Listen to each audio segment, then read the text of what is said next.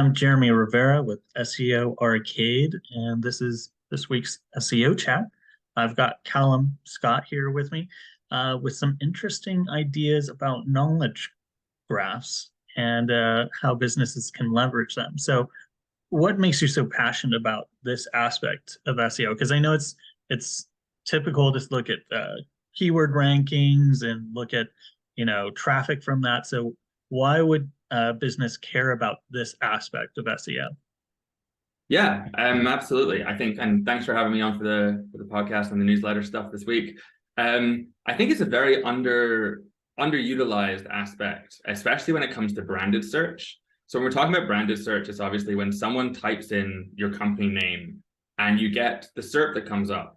And when someone is Googling your exact brand name, they are probably your best client already, or they're about to become a customer. So they're either looking up, is this company worthwhile doing business with, or they're just looking for you. If you're a SaaS tool, they're looking for your login page.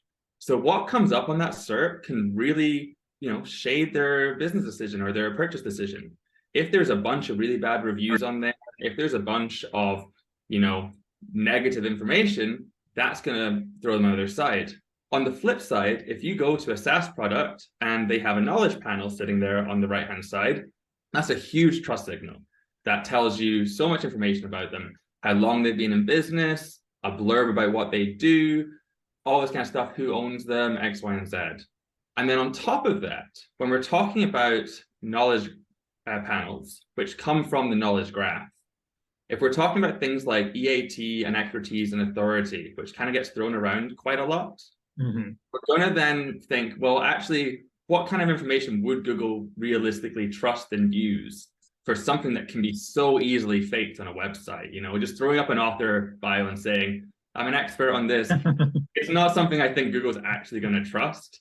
But if they have enough, faith in their own system to say, here's this SaaS product, we know that they do this. We know this with enough confidence that we're going to throw this up on our SERP. And usually there's a little bit underneath that says what they do. I think that's as close as we're going to get to a signal from Google that they actually know who you are, what your expertise is, and that you're an authority in that niche.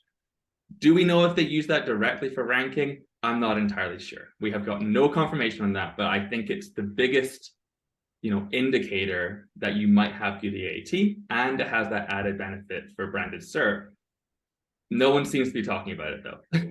Yeah, I know that if you, in certain subjects, if you say author about, health and healing, it's starting to come back with, specific people that it knows about.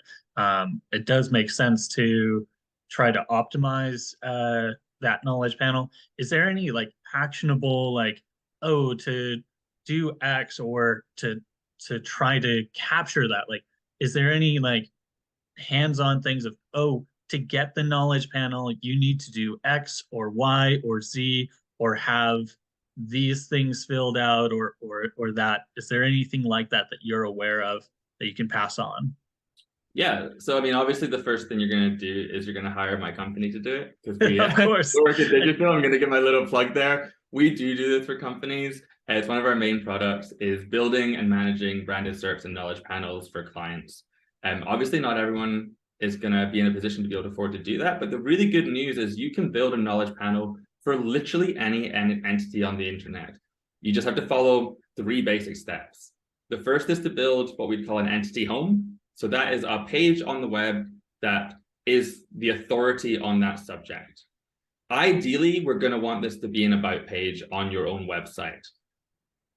Google will often use Wikipedia as this source. Everyone wants a Wikipedia page. The problem with Wikipedia is you don't have control of what is on there. It can get deleted. If you annoy a Wikipedia editor, or if a Wikipedia editor is just having a bad day, it can disappear. So we tend to say it takes a little longer, but we're going to try and build the entity home on your about page or add a social page that you have control over. The next step is to optimize that page. Make sure you have every bit of information on there about what you do, who you are, and then links to all your offsite, what we'd call corroboration. So the way Google works the knowledge graph is they look at the entity home, and then they look for other information that's going to back that up. So you can use tools Jason Barnard has a great one on his Calcube site that will actually show you all the sources that Google uses to corroborate information for entities similar to yours. And then from there, you can go and optimize all of them. So we're talking about LinkedIn pages, Crunchbase, your social profiles, all this kind of stuff, and like article mentions of you, guest post bios, this kind of stuff. And you make sure that all the information matches and that you interlink between the two. And then Google's going to find those links and they're going to start to build trust in that. And then the last step is we mark it all up with appropriate structured data or schema markup just on that about page. So we're going to be linking in everything from same as, where we're going to link to all those corroborating sources. The description is going to be the same in there. The information about, you know, I'm an organization, or am I a website? Am I a corporation? All this kind of stuff you have to be really careful with, but you're teaching Google about the entity. And realistically, we found this takes 10 to 12 months, regardless of the entity, to get the knowledge panel up there if you take the right steps.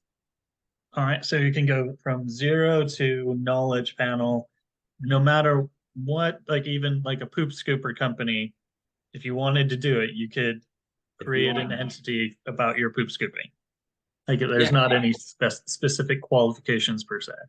There is no specific qualification. The places where it might get difficult is if there is what we call like an ambiguous entity. So someone with the same name as you or a similar enough name who is considerably more authoritative or is already in the knowledge graph. So we'll see this when like my own company, I think the hardest thing with a company is to choose a company name. That took us like 3-4 months to do.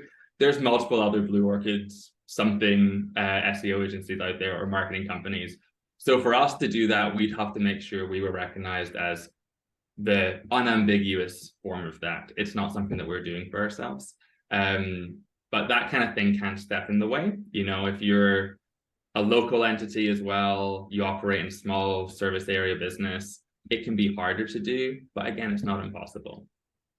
That's absolutely fascinating, because I wish that I had known you like 2 or 3 years ago, because there were multiple clients that I consulted with where they could not figure out their knowledge graph, and they were large national companies, and just could not figure out the magic or process behind it.